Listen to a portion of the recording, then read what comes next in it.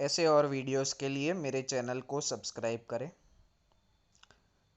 3, 2, 1, start. I am grateful for the opportunity that has been afforded to me to meet you this afternoon. During the last 4 or 5 days, I have been visiting places which have afforded solace to millions and millions of people for ages past, and which are going to afford solace of a similar kind to generations yet to be born.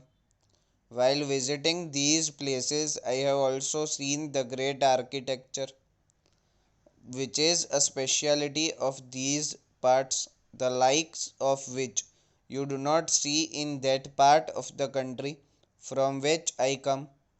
I have been reminded time and again of the greatness of those who conceived the idea of erecting these temples, of those who actually worked on them and ultimately succeeded in creating these works of perfect art.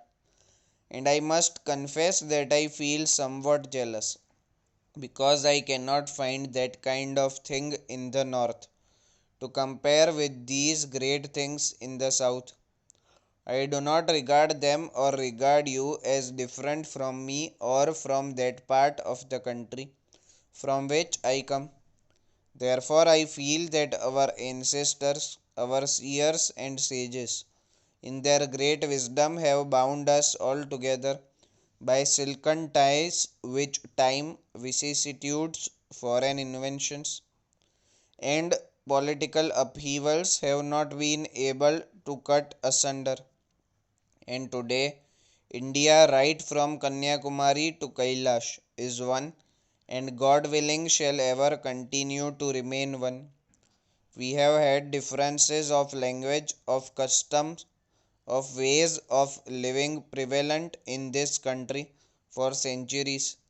But underlying all these differences, there has been an undercurrent of unity, nay, of full unity, which has kept India together in spite of political differences in this vast land.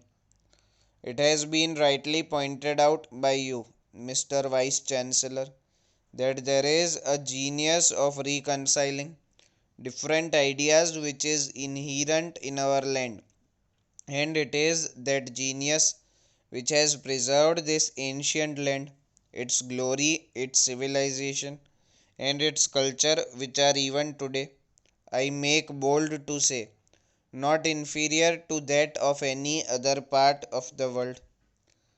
Until, say, 2 centuries ago, our people in this country were in no way inferior to any other part of the world in any matter, be that in the sphere of arts or sciences. During the last 2 centuries or so, fallen far behind others now.